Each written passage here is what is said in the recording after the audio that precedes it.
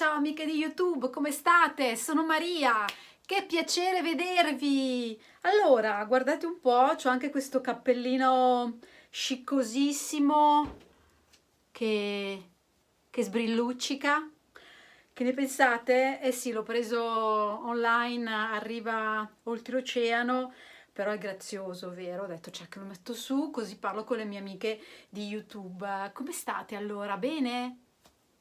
Ragazzi, ma vi siete accorte? Siamo quasi 50.000, manca pochissimo! Allora, con questo cappellino sbrilluccicoso, oggi vi presento il mio nuovo tutorial, la versione 2018, cioè Natale 2018, dei miei alberelli con i dischetti di cotone, che l'anno scorso hanno avuto un successo stratosferico.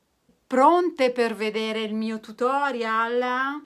Oh, ed eccolo qua il mio nuovo alberello. Guardate un po'.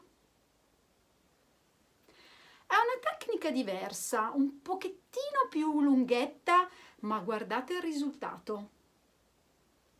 Questo è il secondo che ho realizzato ed è poi quello del tutorial. Non dico che sia a costo zero, ma sicuramente è costato poco e poi ed è velocissimo, anche un'idea dell'ultimo minuto, non so, un piccolo regalo, oppure ancora lo si può mettere nella tavola di Natale, oppure ancora per abbellire la nostra casa durante le feste. Allora, io sempre con il mio cappellino super lampeggiante vi do appuntamento al prossimo tutorial.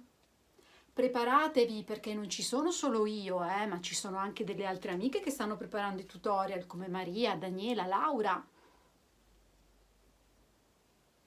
Allora amiche, vi saluto davvero con questo mio super tutorial low cost e super velocissimo.